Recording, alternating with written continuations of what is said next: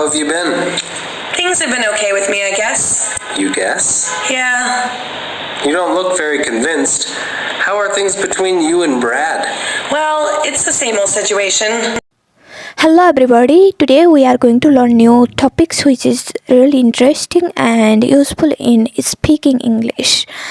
And first, यसले भन्छ how have you been? How have you been भनेको has a plus verb 3.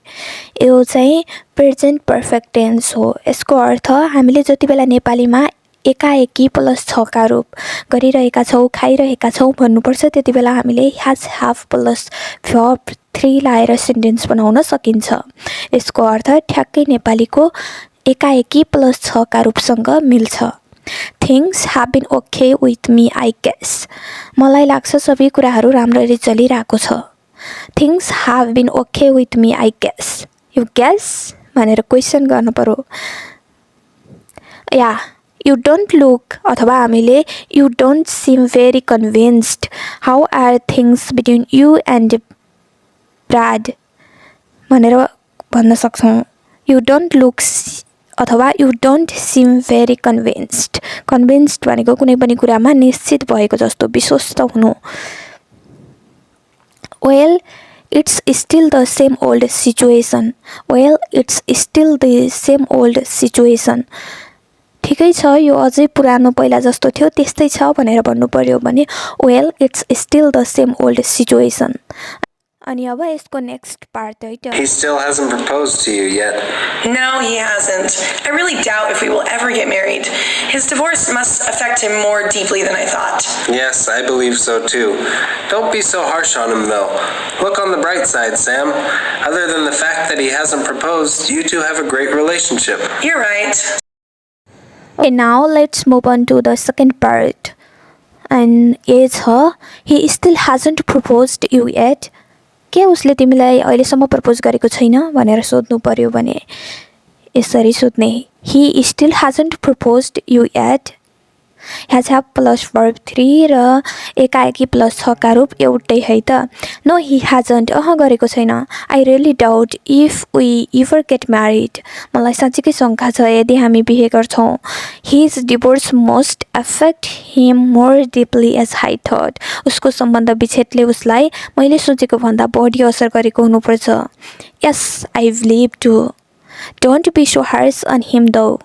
र उसको लागि यति धेरै दुर्व्यवहार नगर. Look on the bright side.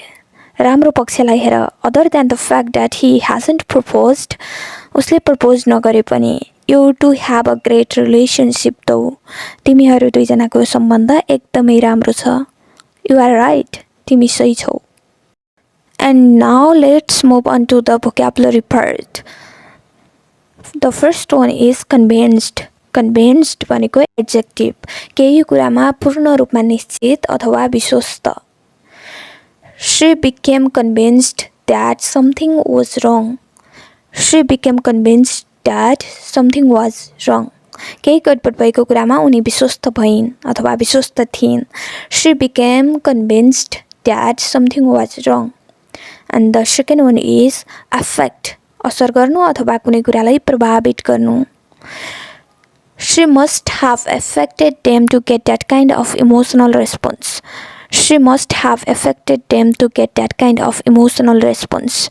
यस प्रकारको भावनात्मक प्रतिक्रिया प्राप्त गर्न उनले उनीहरूलाई प्रभावित गरेको हुनुपर्छ. Harsh on भनेको फ्रेजल वर्ब हो. कठोर हुनु अथवा दुर्व्यवहार गर्नु. The teacher keeps harassing on the same kid. The teacher keeps harassing on the same kid. एउटै बच्चालाई शिक्षकले दुर्व्यवहार गरिरहन्छ. The teacher keeps harassing on the same kid. Convinced, affect, harsh on. Did you get it? र यस्तै यस्तै video हेर्नको लागि यो च्यानललाई सब्स्क्राइब गर्न नबिर्सनुहोस् है त. अनि लेट्स गेट स्टार्टेड. कन्भिन्स्ड केही कुरामा पूर्ण रूपमा विश्वस्त. एफेक्ट असर गर्नु, प्रभावित गर्नु. हार्स अन भनेको कठोर हुनु अथवा दुर्व्यवहार गर्नु. अनि अब छ ग्रामरको भाग. ग्रामरमा हामीले आज विशेष गरी प्रेजेन्ट पर्फेक्ट टेन्स पढ्छौँ. प्रेजेन्ट पर्फेक्ट टेन्सको स्ट्रक्चर भनेको subject plus has have plus verb 3 plus object हुन्छ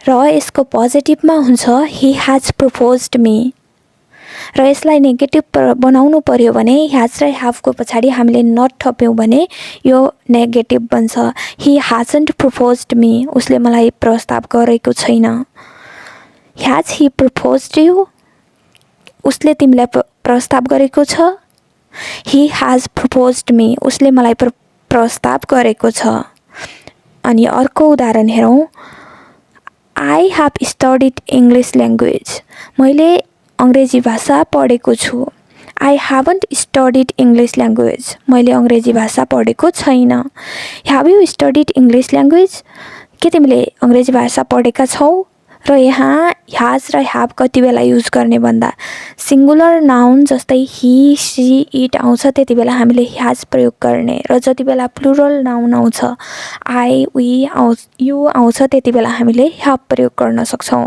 र आजको यो भिडियो हजुरहरूलाई कस्तो लाग्यो प्रतिक्रिया दिन नबिर्सनु होला र यस्तै भिडियोहरू हेर्नको लागि अझ बढी सिक्नको लागि यो च्यानललाई सब्स्क्राइब पनि गर्नु होला र हामी सँगै पढ्ने